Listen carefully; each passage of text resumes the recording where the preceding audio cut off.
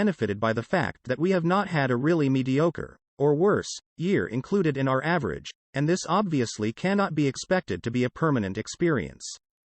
So what can we expect to achieve? Of course, anything I might say is largely guesswork, and my own investment philosophy has developed around the theory that prophecy reveals far more of the frailties of the prophet than it reveals of the future. Nevertheless, you, as partners, are entitled to know my expectations, tenuous as they may be. I am hopeful that our longer-term experience will unfold along the following basis. 1. An overall gain from the Dow, including dividends, of course, averaging in the area of 7% per annum, exhibiting customarily wide amplitudes in achieving this average, say, on the order or minus 40% to plus 50% at the extremes, with the majority of years in the minus 10% to plus 20% range. 2. An average advantage of 10 percentage points per annum for BPL before allocation to the general partner. Again, with large amplitudes in the margin from perhaps 10 percentage points worse than the Dow in a bad year to 25 percentage points better when everything clicks. And 3. The product of these two assumptions gives an average of 17% to BPL or about 14% to limited partners. This figure would vary enormously from year to year. The final amplitudes, of course, depending on the interplay of the extremes hypothesized in 1 and 2. I would like to emphasize that the above is conjecture, perhaps heavily influenced by self-interest, ego, etc. Anyone with a sense of financial history knows this sort of guesswork is subject to enormous error. It might better be left out of this letter, but it is a question frequently and legitimately asked by partners. Long-range 72 expectable return is the primary consideration of all of us belonging to BPL, and it is reasonable that I should be put on record, foolish as that may later make me appear.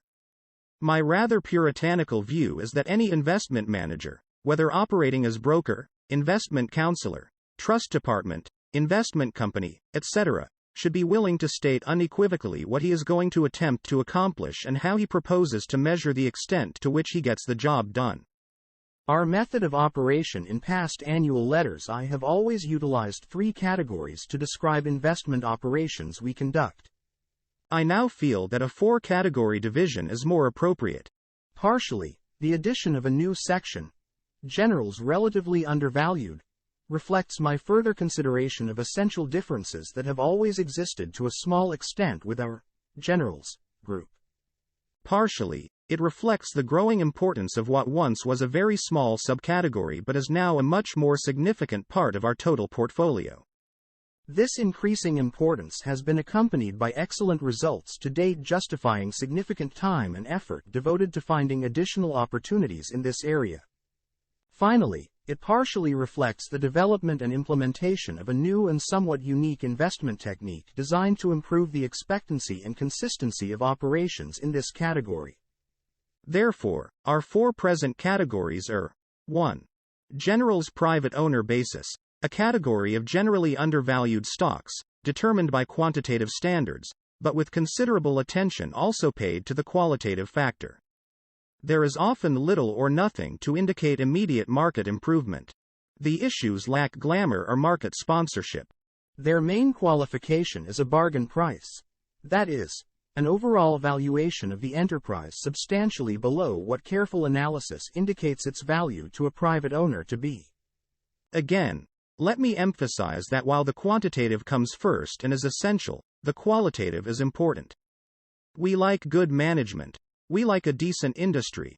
We like a certain amount of ferment in a previously dormant management or stockholder group.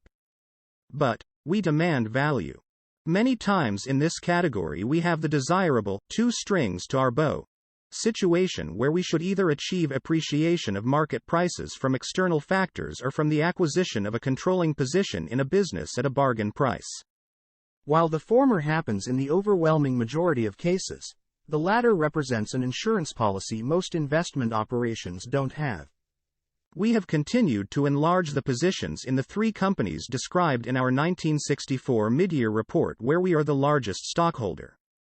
All 3 companies are increasing their fundamental value at a very satisfactory rate, and we are completely passive in 2 situations and active only on a very minor scale in the third. It is unlikely that we will ever take a really active part in policy making in any of these 3 companies, but we stand ready if needed. 2. Generals relatively undervalued. This category consists of securities selling at prices relatively cheap compared to securities of the same general quality. We demand substantial discrepancies from current valuation standards, but, usually because of large size, do not feel value to a private owner to be a meaningful concept. It is important in this category, of course, that apples be compared to apples, and not to oranges, and we work hard at achieving that end. In the great majority of cases, we simply do not know enough about the industry or company to come to sensible judgments in that situation we pass. As mentioned earlier, this new category has been growing and has produced very satisfactory results. We have recently begun to implement a technique, which gives promise of very substantially reducing the risk from an overall change in valuation standards. E.g., we buy something at 12 times earnings when comparable or poorer quality companies sell at 20 times earnings, but then a major revaluation takes place so the latter only sell at 10 times.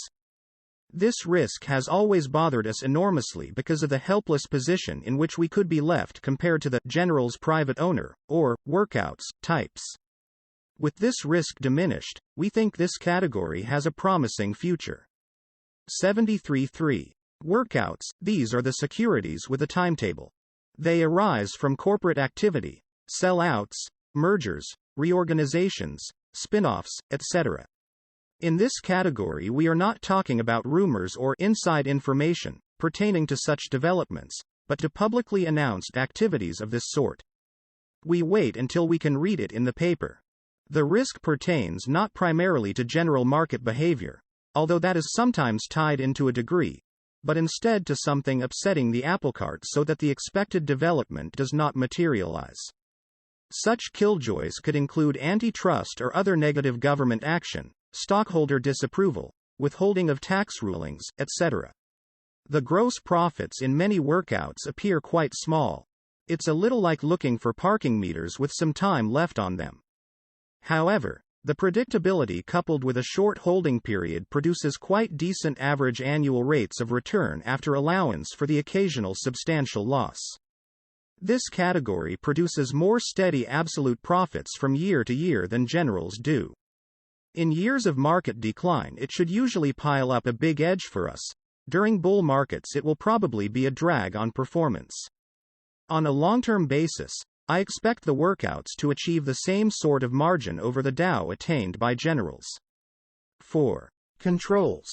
These are rarities, but when they occur, they are likely to be of significant size. Unless we start off with the purchase of a sizable block of stock, controls develop from the general, private owner category. They result from situations where a cheap security does nothing price-wise for such an extended period of time that we are able to buy a significant percentage of the company's stock.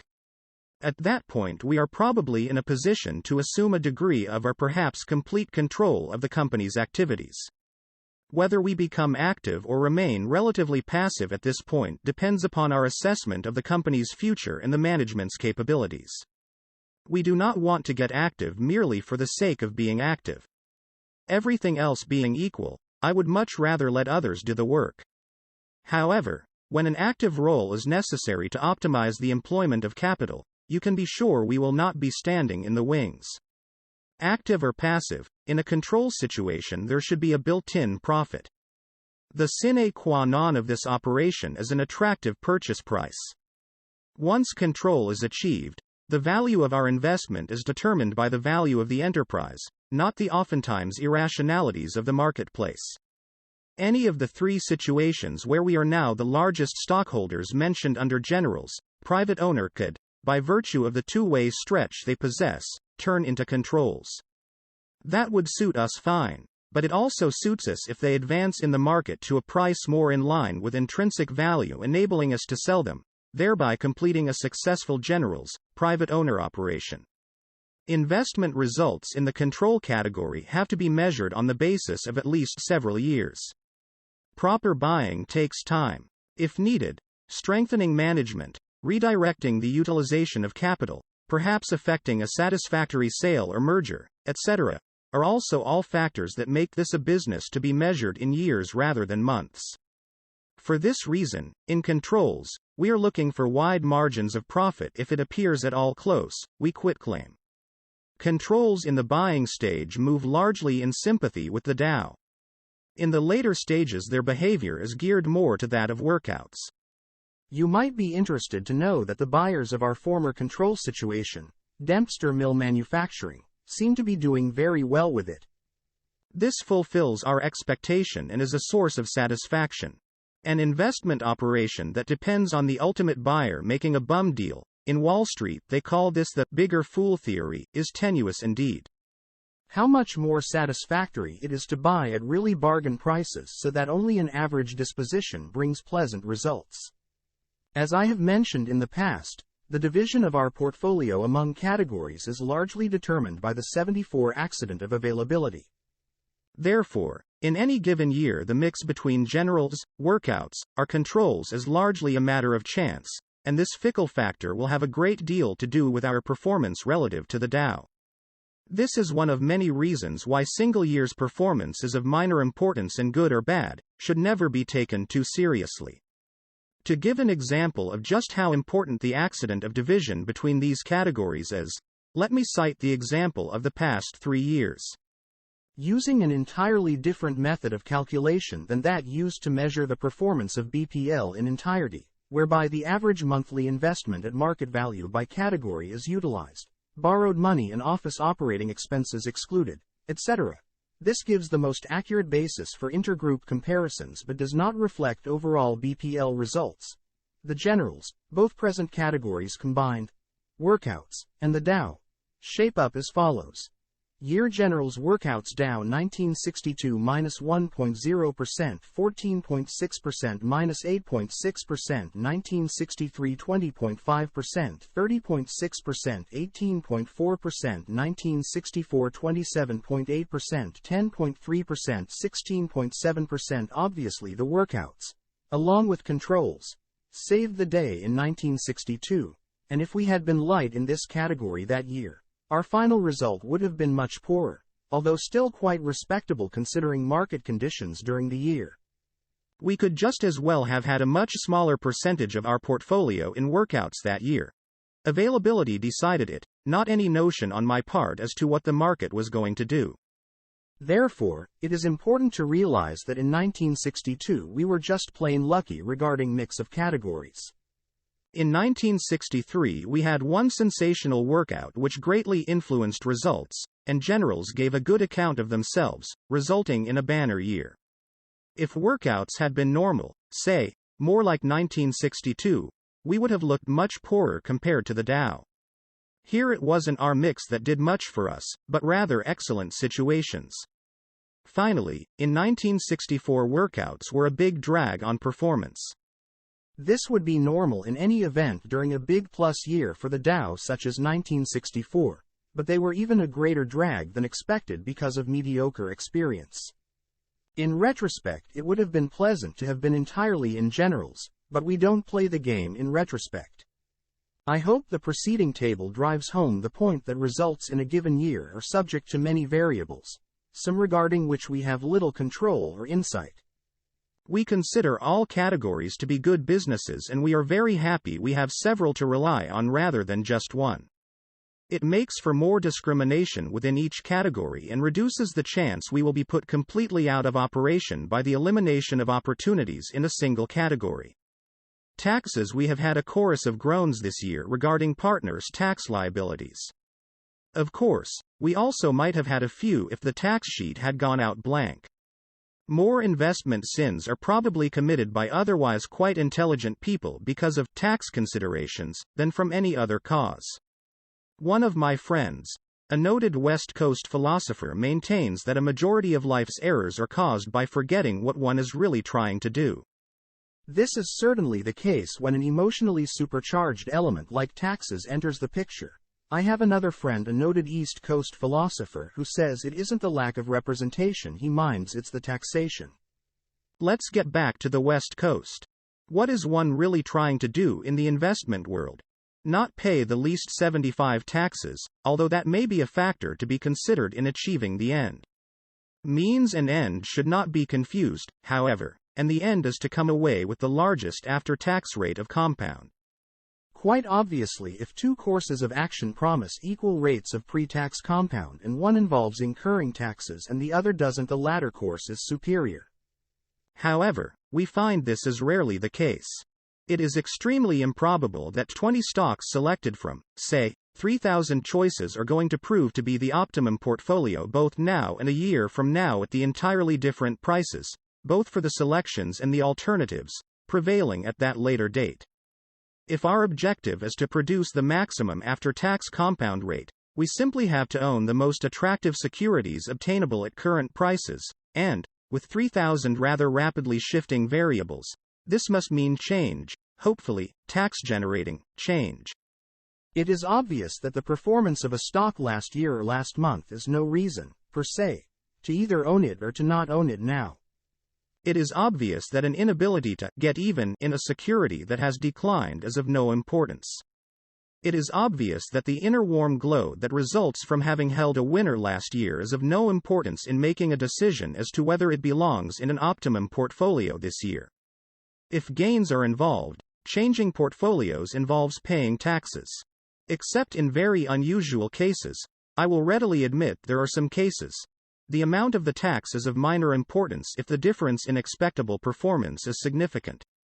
I have never been able to understand why the tax comes as such a body blow to many people, since the rate on long-term capital gain is lower than on most lines of endeavor. Tax policy indicates digging ditches is regarded as socially less desirable than shuffling stock certificates. I have a large percentage of pragmatists in the audience, so I had better get off that idealistic kick. There are only 3 ways to avoid ultimately paying the tax. 1. Die with the asset. And that's a little too ultimate for me. Even the zealots would have to view this cure with mixed emotions. 2. Give the asset away. You certainly don't pay any taxes this way, but of course you don't pay for any groceries, rent, etc. either. And 3. Lose back the gain if your mouth waters at this tax saver. I have to admire you. You certainly have the courage of your convictions. So it is going to continue to be the policy of BPL to try to maximize investment gains, not minimize taxes. We will do our level best to create the maximum revenue for the Treasury at the lowest rates the rules will allow. An interesting sidelight on this whole business of taxes, vis-a-vis investment management, has appeared in the last few years. This has arisen through the creation of so-called swap funds, which are investment companies created by the exchange of the investment company's shares for general market securities held by potential investors.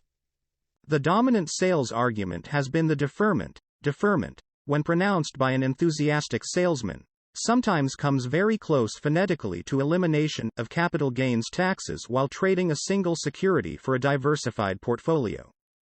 The tax will only finally be paid when the swap fund's shares are redeemed. For the lucky ones, it will be avoided entirely when any of those delightful alternatives mentioned 2 paragraphs earlier eventuates. The reasoning implicit in the swapie's action is rather interesting. He obviously doesn't really want to hold what he is holding, or he wouldn't jump at the chance to swap it, and pay a fairly healthy commission, usually up to $100,000, for a grab bag of similar hot potatoes held by other tax-numbed investors. In all fairness, I should point out that after all offerees have submitted their securities for exchange and had a chance to review the proposed portfolio, they have a chance to back out, but I understand a relatively small proportion do so. There have been 12 such funds, that I know of, established since origination of the idea in 1960, and several more are currently in the works. The idea is not without appeal since sales totaled well over $600 million. All of the funds retain an investment manager to whom they usually pay 0.5% of asset value. This investment manager faces an interesting problem. He is paid to manage the fund intelligently. In each of the 5 largest funds, this fee currently ranges from $250,000 to $700,000 per year. But because of the low tax basis inherited 76 from the contributors of securities, Virtually his every move creates capital gains tax liabilities. And, of course, he knows that if he incurs such liabilities, he is doing so for people who are probably quite sensitive to taxes or they wouldn't own shares in the swap fund in the first place. I am putting all of this a bit strongly, and I am sure there are some cases where a swap fund may be the best answer to an individual's combined tax and investment problems. Nevertheless, I feel they offer a very interesting test tube to measure the ability of some of the most respected investment advisors when they are trying to manage money without paying significant taxes. The three largest swap funds were all organized in 1961, and combined have assets now of about $300 million. One of these, Diversification Fund, reports on a fiscal year basis, which makes extraction of relevant data quite difficult for calendar year comparisons. The other two, Federal Street Fund and Westminster Fund, respectively first and third largest in the group, are managed by investment advisors who oversee at least $2 billion of institutional money. Here's how they shape up for all full years of existence. Year Federal Street Westminster Dow 1962 minus 19.0% minus 22.5% minus 7.6% 1963 17.0% 18.7% 20.6% 1964 13.8% 12.3% 18.7% annual compounded rate 2.6% 1.1% 9.8%. This is strictly the management record. No allowance has been made for the commission in entering, and any taxes paid by the fund on behalf of the shareholders have been added back to performance. Anyone for taxes? Miscellaneous. In the December 21 issue of Automotive News, it was reported that Ford Motor Company plans to spend $700 million in 1965 to add 6,742,000 square feet to its facilities throughout the world. Buffett Partnership Limited, never far behind, plans to add 227.25 square feet to its facilities in the spring of 1965.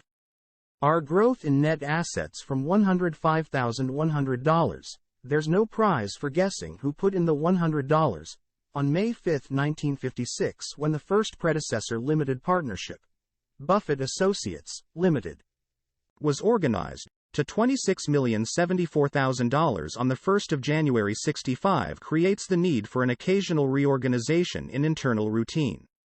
Therefore, roughly contemporaneously with the bold move from 682 to 909.25 square feet, a highly capable is going to join our organization with responsibility for the administrative and certain other functions. This move will particularly serve to free up more of Bill Scott's time for security analysis, which is his forte. I'll have more to report on this in the mid-year letter. Bill, who continues to do a terrific job, and his wife have an investment in the partnership of $298,749, a very large majority of their net worth. Our new associate, his name is being withheld until his present employer has replaced him, along with his wife and children, has made an important investment in the partnership.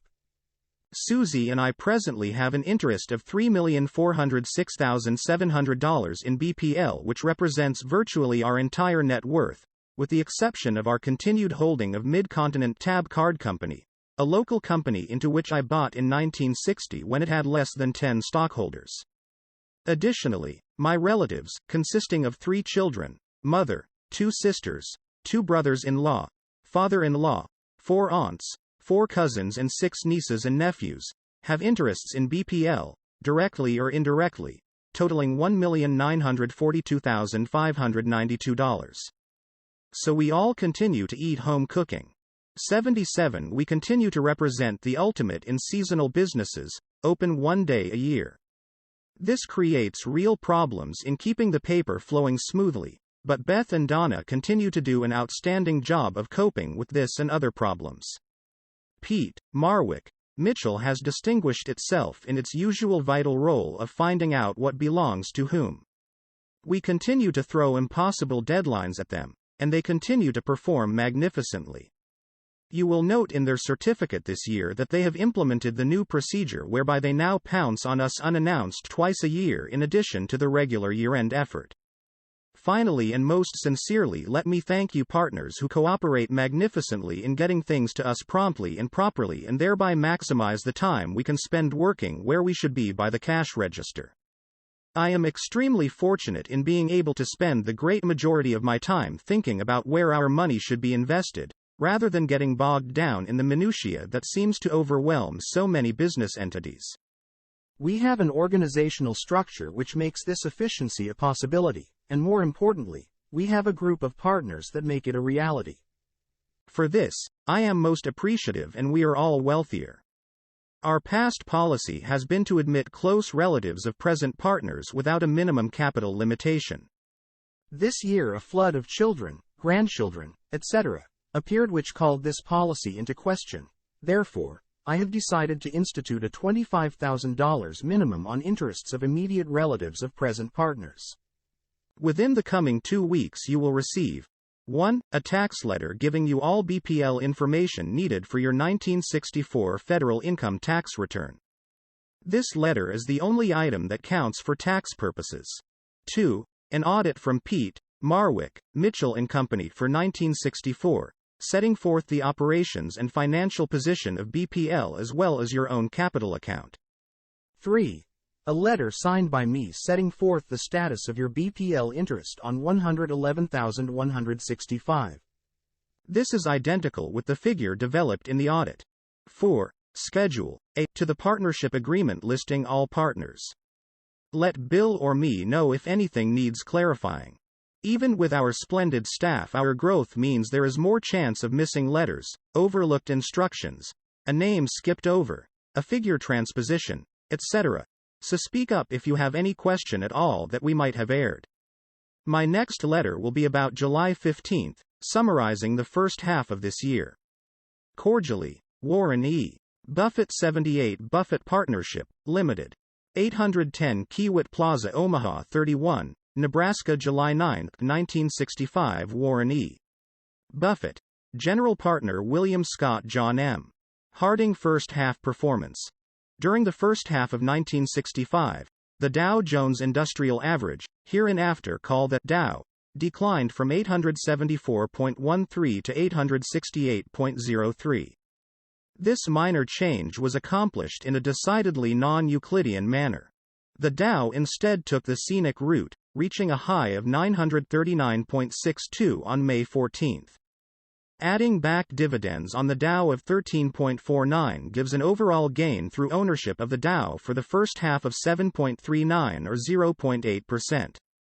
We had one of our better periods with an overall gain, before allocation to the general partner, of 10.4% or a 9.6 percentage point advantage over the Dow. To bring the record up to date, the following summarizes the year-by-year performance of the Dow, the performance of the partnership before allocation to the general partner, and the limited partner's results. Year overall results from Dow. 1. Partnership results. 2. Limited partners results. 3. 1957. 8.4%, 10.4%, 9.3%, 1958, 38.5%, 40.9%, 32.2%, 1959, 20.0%, 25.9%, 20.9%, 1960 -6.2%, 22.8%, 18.6%, 1961, 22.4%, 45.9%, 35.9%, 1962 -7.6%, 13.9%, 11.9%, 1963 20.6%, 38.7%, 30.5%, 1964 18.7%, 27.8%, 22.3%, first half 1965 0.8%, 10.4%, 9.3%, cumulative results 133.2%, 682.4%, 449.7%, annual compounded rate 10.5%, 27.4%, 22.2%. 1. Based on yearly changes in the value of the Dow plus dividends that would have been received through ownership of the Dow during that year. The table includes all complete years of partnership activity. 2. for 1957 to 61 consists of combined results of all predecessor limited partnerships operating throughout the entire year after all expenses but before distributions to partners or allocations to the general partner. 3. For 1957 to 61 computed on the basis of the preceding column of partnership results allowing for allocation to the general partner based upon the present partnership agreement, but before monthly withdrawals by limited partners. Our constant admonitions have been 1. That short-term results, less than 3 years, have little meaning, particularly in reference to an investment operation such as ours that may devote a portion of resources to control situations, and 2. That our results, relative to the Dow and other common stock form media usually will be better in declining markets and may well have a difficult time just matching such media in very strong 79 markets. With the latter point in mind, it might be imagined that we struggled during the first 4 months of the half to stay even with the Dow and then opened up our margin as it declined in May and June. Just the opposite occurred. We actually achieved a wide margin during the upswing and then fell at a rate fully equal to the Dow during the market decline. I don't mention this because I am proud of such performance, on the contrary, I would prefer it if we had achieved our gain in the hypothesized manner. Rather, I mention it for 2 reasons. 1. You are always entitled to know when I am wrong as well as right, and 2. It demonstrates that although we deal with probabilities and expectations, the actual results can deviate substantially from such expectations, particularly on a short-term basis. As mentioned in the most recent annual letter, our long-term goal is to achieve a 10 percentage point per annum advantage over the Dow. Our advantage of 9.6 points achieved during the first 6 months must be regarded as substantially above average. The fortitude demonstrated by our partners in tolerating such favorable variations is commendable. We shall most certainly encounter periods when the variations are in the other direction. During the first half, a series of purchases resulted in the acquisition of a controlling interest in one of the situations described in the General Private Owner section of the last annual letter. When such a controlling interest is acquired, the assets and earning power of the business become the immediate predominant factors in value. When a small minority interest in a company is held, earning power and assets are, of course, very important, but they represent an indirect influence on value which, in the short run, may or may not dominate the factors bearing on supply and demand which result in price. When a controlling interest is held, we own a business rather than a stock, and a business valuation is appropriate. We have carried our controlling position at a conservative valuation at mid-year and will re-evaluate it in terms of assets and earning power at year-end. The annual letter, issued in January 1966, will carry a full story on this current control situation. At this time it is enough to say that we are delighted with both the acquisition cost and the business operation, and even happier about the people we have managing the business. Investment companies. We regularly compare our results with the 2 largest open-end investment companies, mutual funds, that follow a policy of being, typically, 95 to 100% invested in common stocks, and the 2 largest diversified closed-end investment companies. These 4 companies, Massachusetts Investors Trust, Investors Stock Fund, Tricontinental Corp., and Lehman Corp., manage over $4 billion and are probably typical of most of the $30 billion investment company industry. Their results are shown in the following table. My opinion is that this performance roughly parallels that of the overwhelming majority of other investment advisory organizations which handle, in aggregate, vastly greater sums. Year Mass. INV.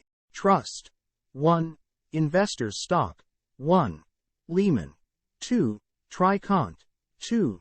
Dow Limited Partners 1957 -11.4% -12.4% -11.4% -2.4% -8.4% 9.3% 1958 42.7 47.5 40.8 33.2 38.5 32.2 1959 9.0 10.3 8.1 8.4 20.0 20.9 1960 -1.0 0 to 0.62.52.8 to 6.2 18.6 1961 25.6 24.9 23.6 22.5 22.4 35.9 1962 minus 9.8 to 13.4 minus 14.4 to 10.0 minus 7.6 11.9 1963 20.0 16.5 23.7 18.7 20.6 30.5 1964 15.9 14.3 14.0 13.6 18.7 22.3 first half 1965 0.0 to 0.62.7 0.00.8 9.380 cumulative results 114.9 102.8 111.7 115.4 133.2 449.7 annual compounded rate 9.48.7 9.29.5 10.5 22.2 1. Computed from changes in asset value plus any distributions to holders of record during year 2. From 1965 Moody's Bank and Finance Manual for 1957 to 64. Estimated for first half 1965. Last year I mentioned that the performance of these companies in some ways resembles the activity of a duck sitting on a pond. When the water, the market, rises, the duck rises. When it falls, back goes the duck. The water level was virtually unchanged during the first half of 1965. The ducks, as you can see from the table, are still sitting on the pond. As I mentioned earlier in the letter, the ebb of the tide in May and June also substantially affected us. Nevertheless, the fact we had flapped our wings a few times in the preceding 4 months enabled us to gain a little altitude on the rest of the flock. Utilizing a somewhat more restrained lexicon, James H. Lowry, director of the University of Chicago's Center for Research in Security Prices, was quoted in the May 25, 1965, Wall Street Journal as saying, "There is no evidence that mutual funds select stocks better than by the random method. Of course, the beauty of the American economic scene has been that random results have been pretty darned good results. The water level has been rising. In our opinion, the probabilities are that over a long period of time, it will continue to rise, though, certainly not without important interruptions. It will be our policy, however, to endeavor to swim strongly, with or against the tide. If our performance declines to a level you can achieve by floating on your back, we will turn in our suits. Advance payments and advance withdrawals. We accept advance payments from partners and prospective partners at 6% interest from date of receipt until the end of the year. While there is no obligation to convert such advance payments to a partnership interest at the end of the year, this should be the intent at the time it is paid to us. Similarly, we allow partners to withdraw up to 20% of their partnership account prior to year-end and charge them 6% from date of withdrawal until year-end when it is charged against their capital account. Again, it is not intended that partners use us like a bank, but that they use the withdrawal right for a truly unexpected need for funds. Predictable needs for funds such as quarterly federal tax payments should be handled by a beginning-of-the-year reduction in capital rather than through advance withdrawals from BPL during the year. The withdrawal privilege is to provide for the unanticipated. The willingness to borrow, through advance payments, and lend, through advance withdrawals, at the same 6% rate may sound downright un-Buffett-like. You can be sure it doesn't start my adrenaline flowing. Certainly such a no-spread arbitrage is devoid of the commercial overtones an observer might impute to the preponderance of our transactions. Nevertheless, we think it makes sense and is in the best interest of all partners. The partner who has a large investment in indirect ownership of a group of liquid assets should have some liquidity present in his partnership interest other than at year-end.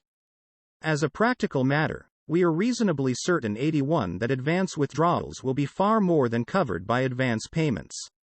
For example, on June 30, 1965, we had $98,851 of advance withdrawals and $652,931 of advance payments. Why then the willingness to pay 6% for the net of advance payments over advance withdrawals when we can borrow from commercial banks at substantially lower rates? The answer is that we expect on a long-term basis to earn better than 6%. The general partner's allocation is 0 unless we do, although it is largely a matter of chance whether we achieve the 6% figure in any short period. Moreover, I can adopt a different attitude regarding the investment of money that can be expected to soon be a part of our equity capital than I can on short-term borrowed money. The advance payments have the added advantage to us of spreading the investment of new money over the year, rather than having it hit us all at once in January. On the other hand, 6% is more than can be obtained in short-term dollar-secure investments by our partners, so I consider it mutually profitable. Miscellaneous.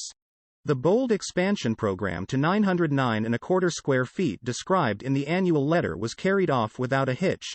The Pepsis never even got warm.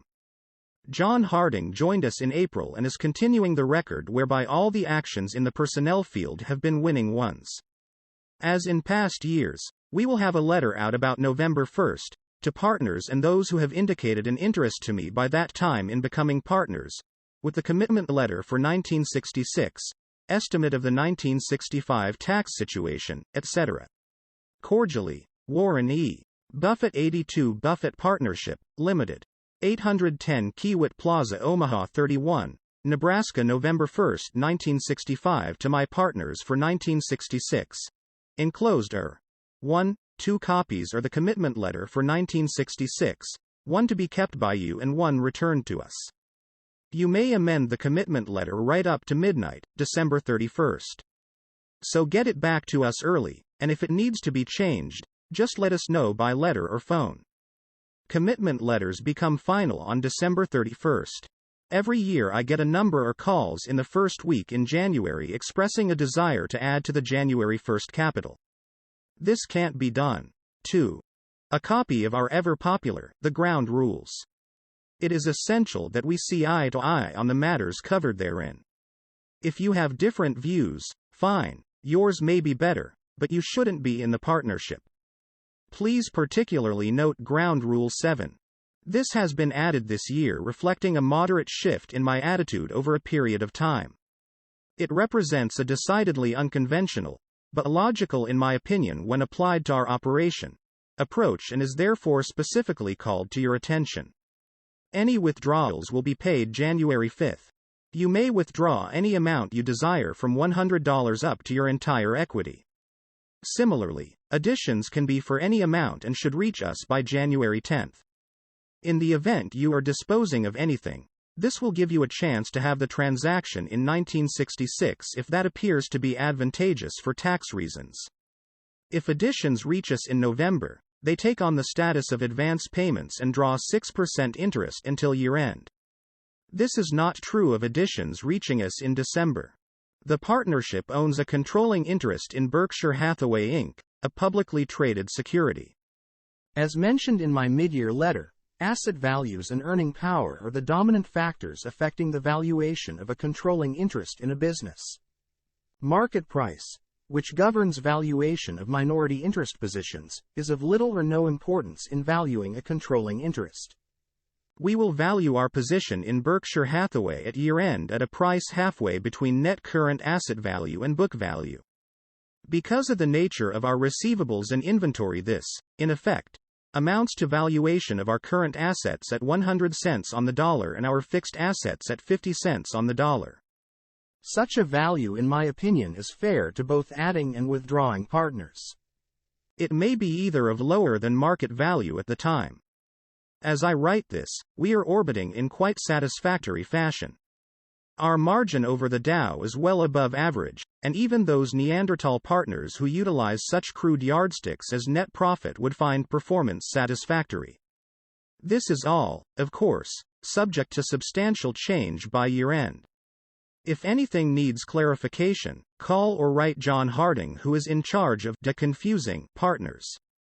The tax situation is about as reported in the August letter, but if you would like John to make the calculation for you, he will be glad to do it. Cordially, Warren E. Buffett 83 P.S. We are continuing our no prize policy for the last ones to get their commitment letters back to us. It will make things easier for us if you get it back pronto. If you want to make changes later, before January LST, just give us a call, and we'll amend it for you. 84 Buffett Partnership, Limited. 810 Kiewit Plaza, Omaha 31, Nebraska, January 20, 1966. Our performance in 1965. Our war on poverty was successful in 1965. Especially, we were $12,304,060 less poor at the end of the year. Last year, under a section in the annual letter entitled, Our Goal, please particularly note it was not headed, Our Promise, I stated we were trying to achieve an average advantage, relative to the Dow, of 10 percentage points per annum for BPL before allocation to the general partner, again with large amplitudes in the margin from perhaps 10 percentage points worse than the Dow in a bad year to 25 percentage points better when everything clicks. My fallibility as a forecaster was quickly demonstrated when the first year fell outside my parameters. We achieved our widest margin over the Dow in the history of BPL with an overall gain of 47.2% compared to an overall gain, including dividends which would have been received through ownership of the Dow, of 14.2% for the Dow. Naturally, no writer likes to be publicly humiliated by such a mistake. It is unlikely to be repeated. The following summarizes the year-by-year performance of the Dow, the performance of the partnership before allocation, 1/4 of the excess over 6%, to the general partner, and the results for limited partners. Year overall results from Dow. 1. Partnership results. 2. Limited partners results. 3. 1957. 8.4%, 10.4%, 9.3%, 1958, 38.5%, 40.9%, 32.2%, 1959, 20.0%, 25.9%, 20.9%, 1960 -6.2%, 22.8%, 18.6%, 1961, 22.4%, 45.9%, 35.9%, 1962 -7.6%, 13.9%, 11.9%, 1963 20.6%, 38.7%, 30.5%, 1964 18.7%, 27.8%, 22.3%, 1965 14.2%, 47.2%, 36.9%. 1. Based on yearly changes in the value of the Dow plus dividends that would have been received through ownership of the Dow during that year. The table includes all complete years of partnership activity. 2. For 1957 to 61 consists of combined results of all predecessor limited partnerships operating throughout the entire year after all expenses, but before distributions to partners or allocations to the general partner. 3. For 1957 to 61 computed on the basis of the preceding column of partnership results allowing for allocation to the general partner based upon the present partnership agreement, but before monthly withdrawals by limited partners. On a cumulative or compounded basis, the results are 85-year overall results from Dow Partnership results Limited Partners results 1957 -8.4%, 10.4%, 9.3%, 1957, 5.8, 26.9%, 55.6%, 44.5%, 1957 to 59, 52.3%, 95.9%, 74.7%, 1957 to 60, 42.9%, 140.6%, 107.2%, 1957 to 61, 74.9%, 251.0%, 181.6%, 1957 to 62, 61.6%, 299.8%, 215.1%, 1957. 6.3. 95.1%, 454.5%, 311.2%, 1957 to 64, 131.3%, 608.7%, 402.9%, 1957 to 65, 164.1%, 943.2%, 588.5%, annual compounded rate 11.4%, 29.8%, 23.9%. After last year, the question naturally arises, what do we do for an encore? A disadvantage of this business is that it does not possess momentum to any significant degree. If General Motors accounts for 54% of domestic new car registrations in 1965, it is a pretty safe bet that they are going to come fairly close to that figure in 1966 due to owner loyalties, dealer capabilities, productive capacity, consumer image, etc.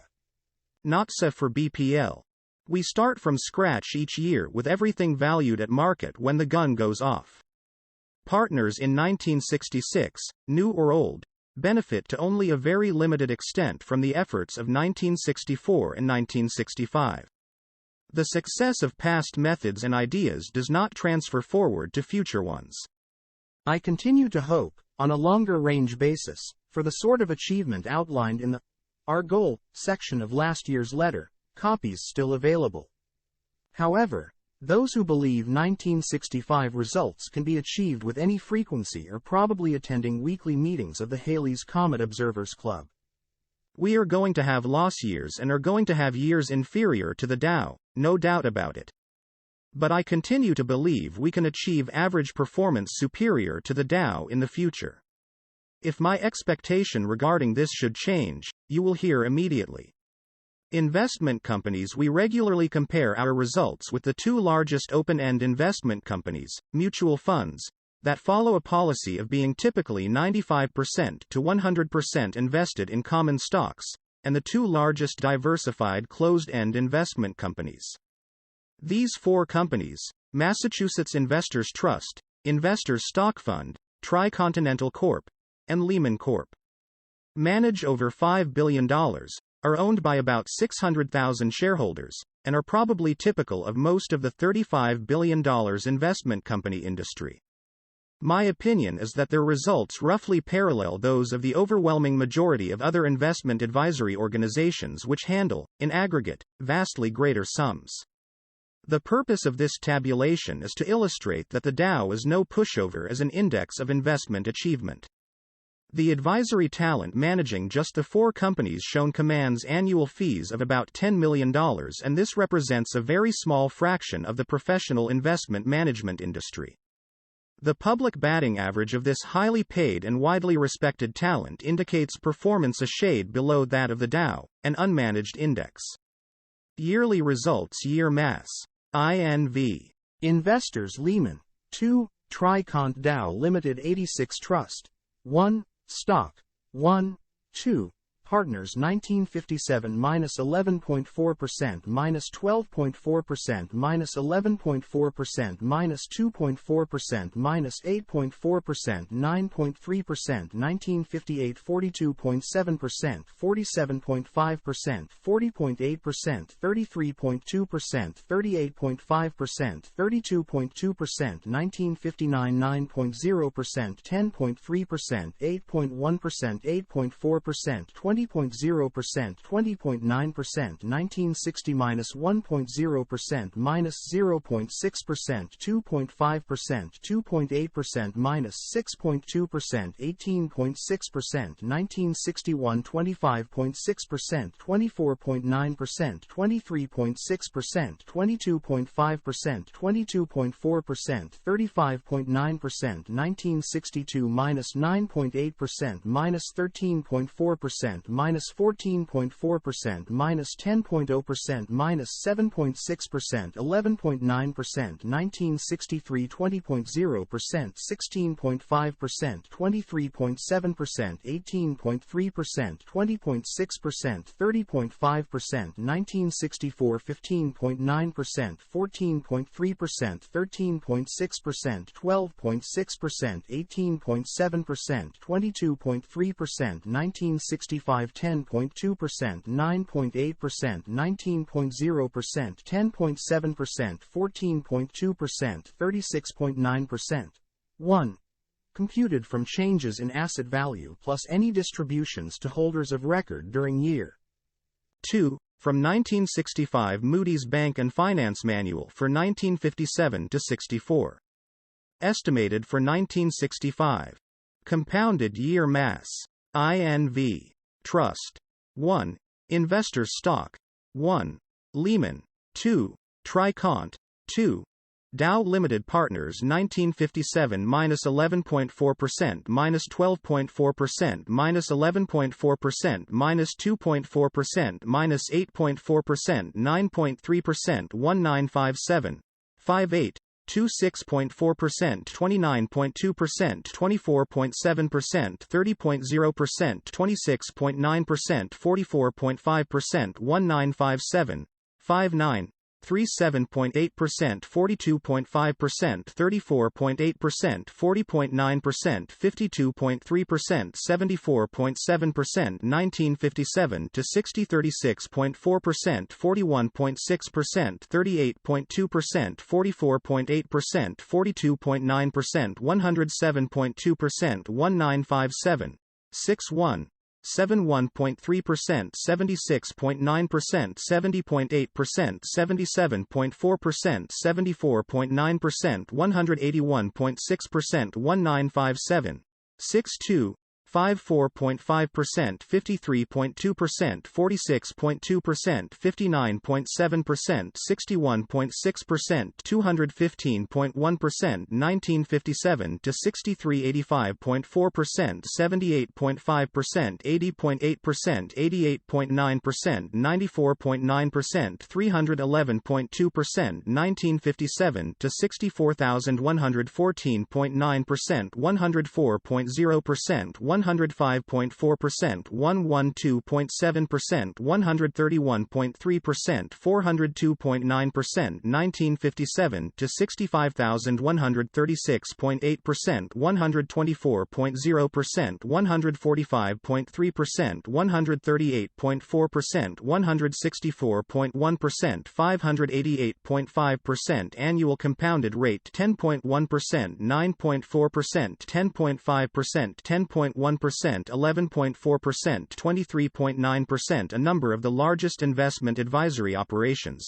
managing, in some cases, well into the billions of dollars, also manage investment companies partly as a convenience for smaller clients and partly as a public showcase.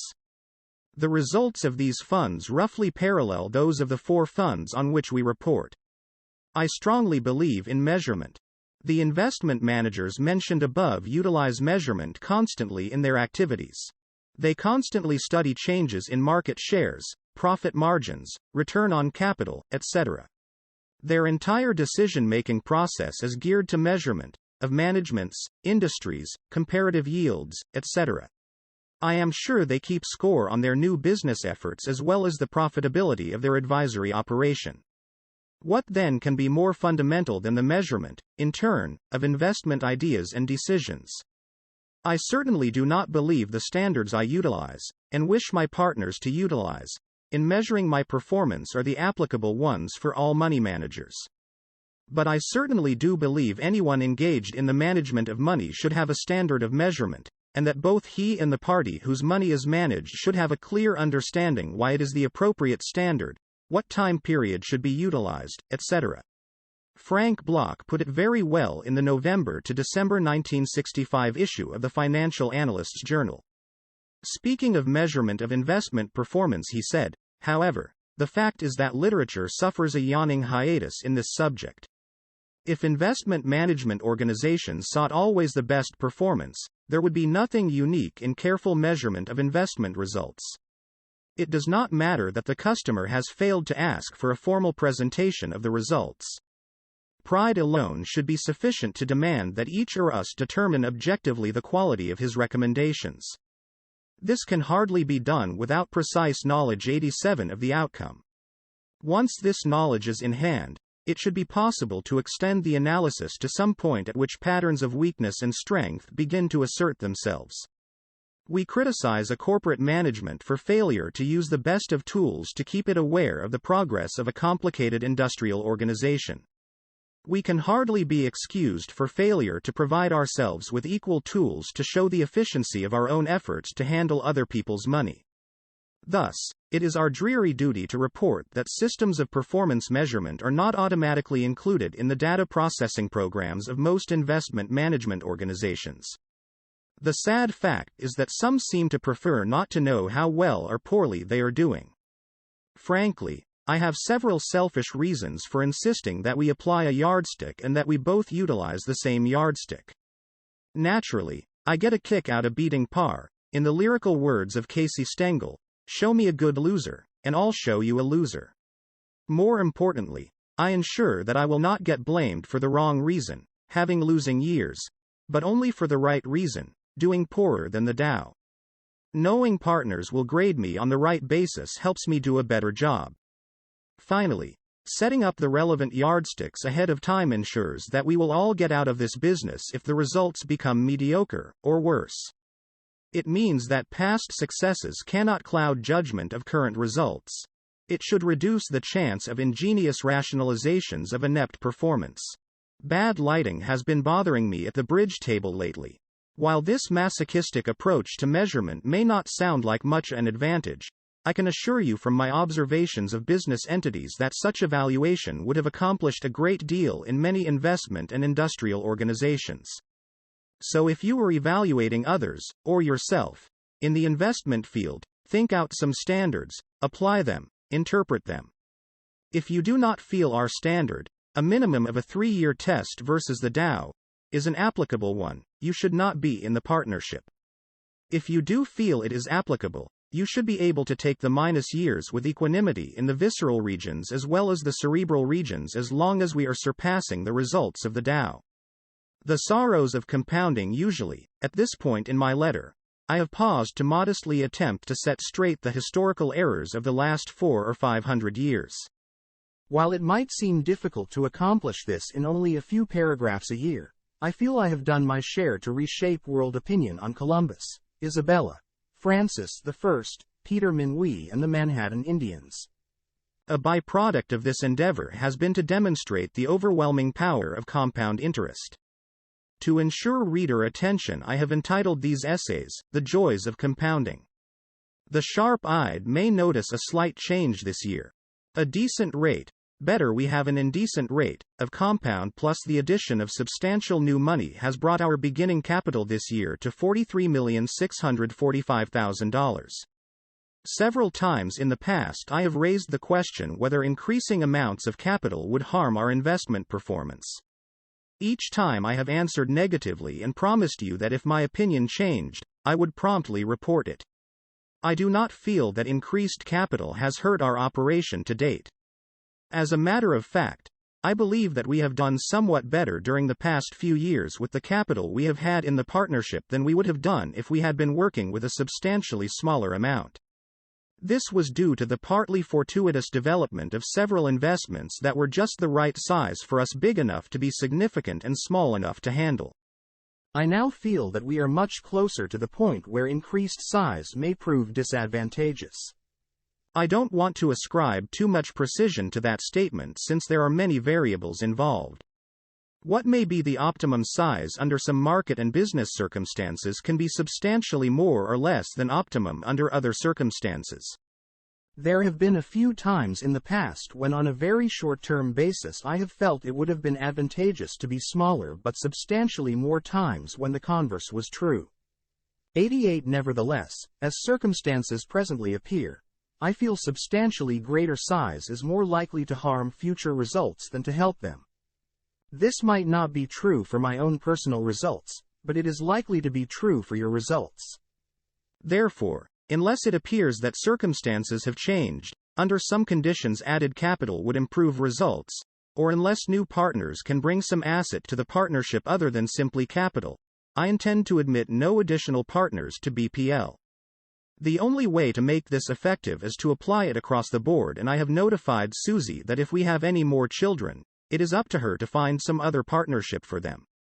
Because I anticipate that withdrawals, for taxes, among other reasons, may well approach additions by present partners, and also because I visualize the curve of expectable performance sloping only very mildly as capital increases. I presently see no reason why we should restrict capital additions by existing partners. The medically oriented probably will interpret this entire section as conclusive evidence that an effective antithyroid pill has been developed. Trends in our business. Last year I discussed our various categories of investments. Knowing the penalties for cruel and unusual punishments, I will skip a rehash of the characteristics of each category, but merely refer you to last year's letter. However, a few words should be said to bring you up to date on the various segments of the business, and perhaps to give you a better insight into their strengths and weaknesses. The workout business has become very spasmodic. We were able to employ an average of only about $6 million during the year in the workout section, and this involved only a very limited number of situations. Although we earned about $1,410,000 or about 23.5% on average capital employed, this is calculated on an all-equity basis. Borrowed money is appropriate in most workout situations, and we utilize it, which improves our rate of return above this percentage. Over half of this was earned from one situation. I think it unlikely that a really interesting rate of return can be earned consistently on large sums of money in this business under present conditions. Nevertheless, we will continue to try to remain alert for the occasional important opportunity and probably continue to utilize a few of the smaller opportunities where we like the probabilities. The General's Private Owner Basis category was very good to us in 1965. Opportunities in this area have become more scarce with a rising Dow, but when they come along, they are often quite significant.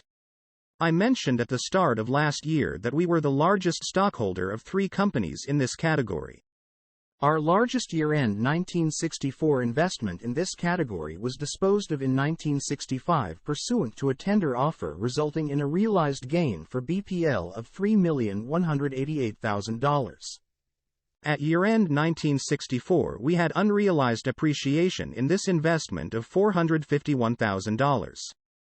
Therefore, the economic gain attributable to 1965 for this transaction was only $2,737,000, even though the entire tax effect fell in that year. I mention these figures to illustrate how our realized gain for tax purposes in any year bears no necessary relationship to our economic gain. The fundamental concept underlying the General's private owner category is demonstrated by the above case. A private owner was quite willing, and in our opinion quite wise, to pay a price for control of the business which isolated stock buyers were not willing to pay for very small fractions of the business. This has been a quite common condition in the securities markets over many years, and although purchases in this category work out satisfactorily in terms of just general stock market behavior, there is the occasional dramatic profit due to corporate action such as the one above. 89. The control section of our business received a transfer member from our private owner category. Shares in Berkshire Hathaway had been acquired since November 1962 on much the same line of reasoning as prevailed in the security mentioned above.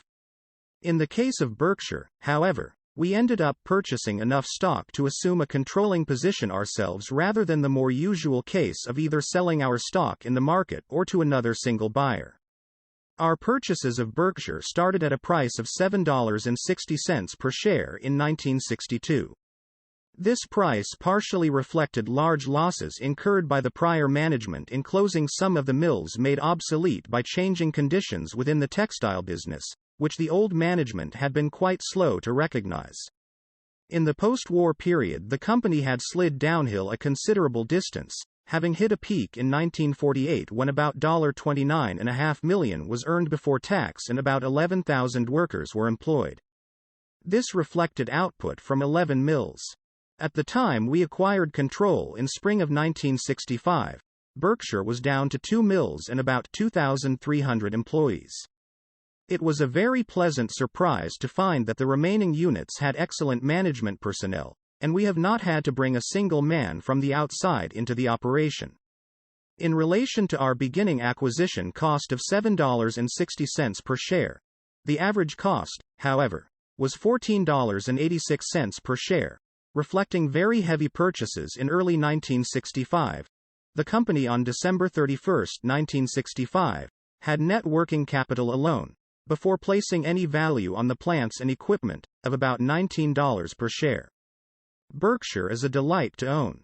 There is no question that the state of the textile industry is the dominant factor in determining the earning power of the business, but we are most fortunate to have Ken Chase running the business in a first-class manner, and we also have several of the best salespeople in the business heading up this end of their respective divisions.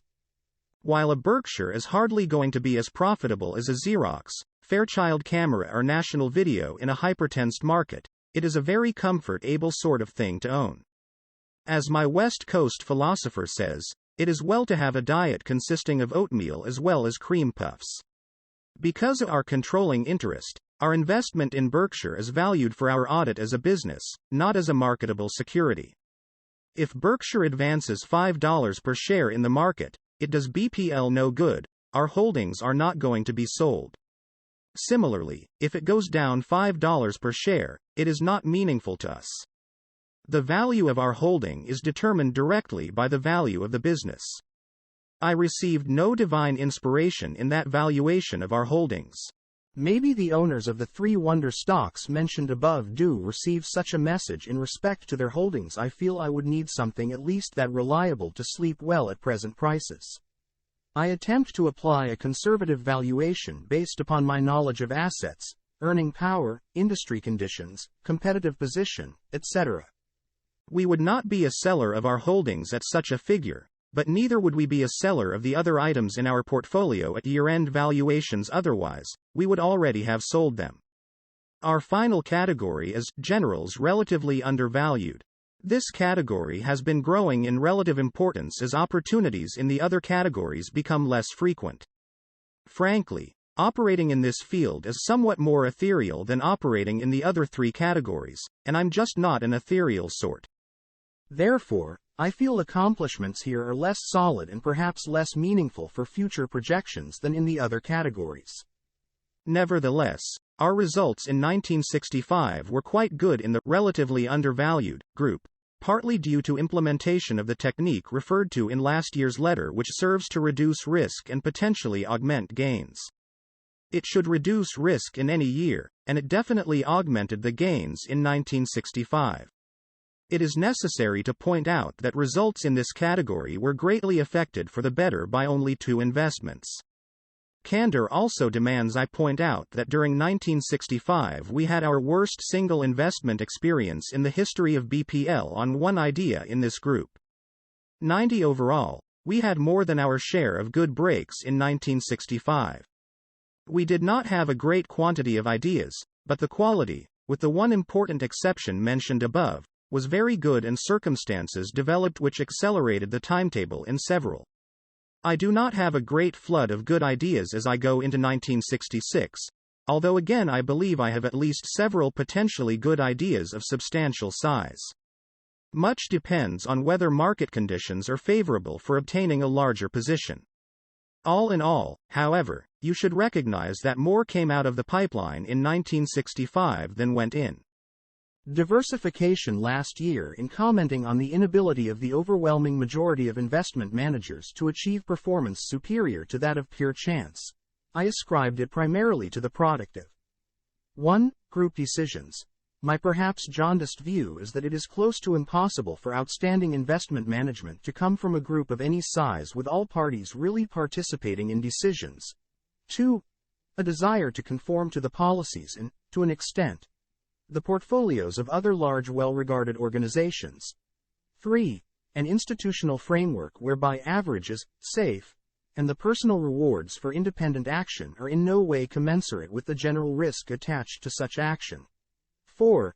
An adherence to certain diversification practices which are irrational. And finally and importantly, 5. Inertia. This year, in the material which went out in November, I specifically called your attention to a new ground rule reading 7.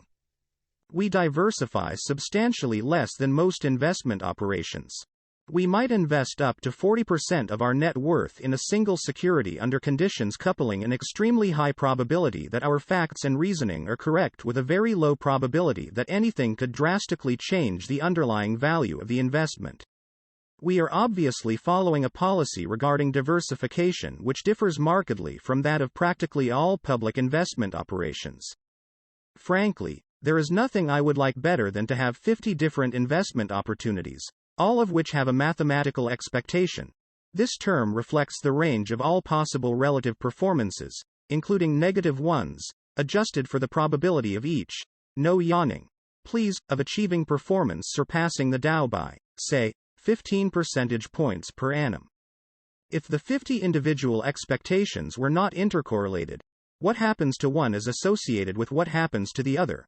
I could put 2% of our capital into each one and sit back with a very high degree of certainty that our overall results would be very close to such a 15 percentage point advantage. It doesn't work that way. We have to work extremely hard to find just a very few attractive investment situations. Such a situation by definition is one where my expectation, defined as above, of performance is at least 10 percentage points per annum superior to the Dow.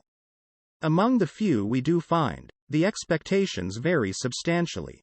The question always is, how much do I put in number 1, ranked by expectation of relative performance, and how much do I put in number 8?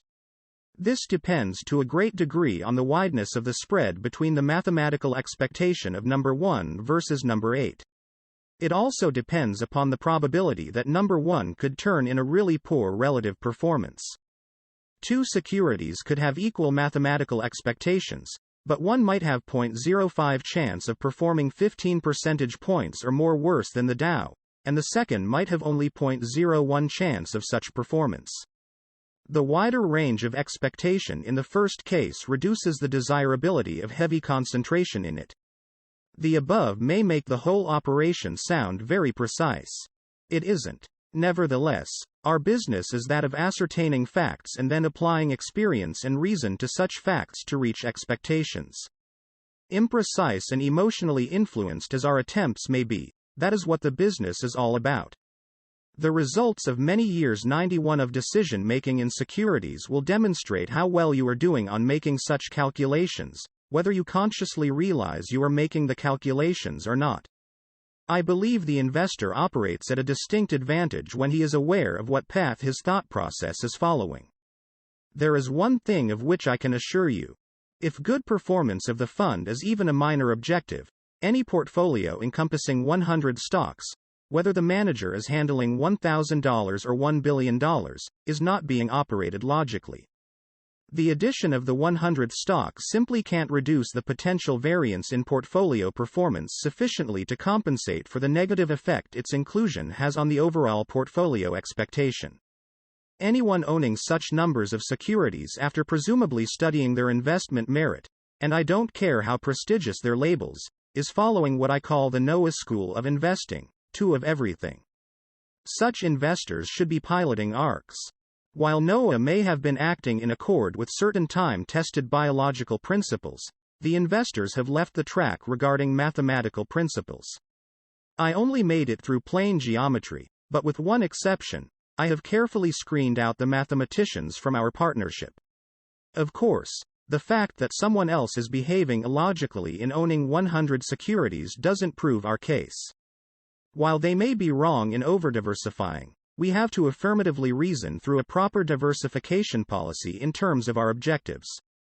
The optimum portfolio depends on the various expectations of choices available and the degree of variance in performance which is tolerable.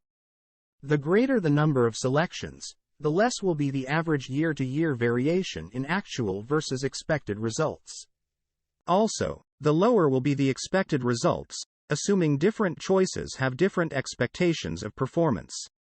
I am willing to give up quite a bit in terms of leveling of year-to-year results. Remember, when I talk of results, I am talking of performance relative to the Dow, in order to achieve better overall long-term performance. Simply stated, this means I am willing to concentrate quite heavily in what I believe to be the best investment opportunities, recognizing very well that this may cause an occasional very sour year, one somewhat more sour, probably, than if I had diversified more. While this means our results will bounce around more, I think it also means that our long-term margin of superiority should be greater. You have already seen some examples of this. Our margin versus the Dow has ranged from 2.4 percentage points in 1958 to 33.0 points in 1965. If you check this against the deviations of the funds listed on page 3, you will find our variations have a much wider amplitude. I could have operated in such a manner as to reduce our amplitude, but I would also have reduced our overall performance somewhat, although it still would have substantially exceeded that of the investment companies. Looking back, and continuing to think this problem through, I feel that if anything, I should have concentrated slightly more than I have in the past. Hence, the new ground rule in this long-winded explanation. Again, let me state that this is somewhat unconventional reasoning. This doesn't make it right or wrong. It does mean you have to do your own thinking on it, and you may well have a different opinion. If you do, the partnership is not the place for you. We are obviously only going to go to 40% in very rare situations. This rarity, of course, is what makes it necessary that we concentrate so heavily when we see such an opportunity. We probably have had only 5 or 6 situations in the 9-year history of the partnership where we have exceeded 25%. Any such situations are going to have to promise very significantly superior performance relative to the Dow compared to other opportunities available at the time. They are also going to have to possess such superior qualitative and/or quantitative factors that the chance of serious permanent loss is minimal. Anything can happen on a short-term quotational basis, which partially explains the greater risk of widened year-to-year variation in results. In selecting the limit to which I will go in any one investment, I attempt to reduce to a tiny figure the probability that the single investment, or group, if there is intercorrelation, can produce a result 92 for our total portfolio that would be more than 10 percentage points poorer than the Dow. We presently have 2 situations in the over 25% category, one a controlled company, and the other a large company where we will never take an active part. It is worth pointing out that our performance in 1965 was overwhelmingly the product of 5 investment situations. The 1965 gains. In some cases there were also gains applicable to the same holding in prior years. From these situations ranged from about $800,000 to about $3.5 million. If you should take the overall performance of our 5 smallest general investments in 1965, the results are lackluster. I chose a very charitable adjective. Interestingly enough, the literature of investment management is virtually devoid of material relative to deductive calculation of optimal diversification. All texts counsel adequate diversification, but the ones who quantify adequate virtually never explain how they arrive at their conclusion. Hence, for our summation on over-diversification, we turn to that eminent academician Billy Rose, who says, "You've got a harem of 70 girls. You don't get to know any of them very well." Miscellaneous. Last year we boldly announced an expansion move, encompassing an additional 227.25 square feet. Older partners shook their heads. I feel that our gain from operations in 1965 of $12,304,060 indicates that we did not overextend ourselves. Fortunately, we didn't sign a percentage lease. Operationally, things have never been running more smoothly, and I think our present setup unquestionably lets me devote a higher percentage of my time to thinking about the investment process than virtually anyone else in the money management business. This, of course, is the result of really outstanding personnel and cooperative partners. John Harding has taken complete charge of all administrative operations with splendid results. Bill Scott continues to develop detailed information on investments which substantially enhances our net profit figure. Beth Thean, Donna Walter and Elizabeth Hannon, who joined us in November, have all handled large workloads, secretaries note amen, accurately and efficiently. The above people, their spouses, one apiece, and children have a combined investment in the partnership of over $600,000. Susie and I have an investment of $6,849,936, which should keep me from slipping away to the movies in the afternoon. This represents virtually our entire net worth, with the exception of our continued holding of Mid-Continent Tabcard, a local company into which I bought in 1960 when it had less than 10 stockholders. Additionally, my relatives, consisting of 3 children, mother, 2 sisters, 2 brothers-in-law, father-in-law, 3 aunts, 2 uncles, 5 cousins, and 6 nieces and nephews have interests in BPL, directly or indirectly, totaling $2,708,233. So don't get any ideas about voting a change in the partnership name. Pete, Marwick, Mitchell & Company has done the customary excellent job of expediting the audit and tax information. This requires great effort and ability, and they supply both. This year a computer was brought to bear on our problems, and naturally, I was a little worried someone else would come out as the general partner. However, it all worked quite smoothly. Within the coming 2 weeks you will receive 1. A tax letter giving you all BPL information needed for your 1965 federal income tax return. This letter is the only item that counts for tax purposes. 2.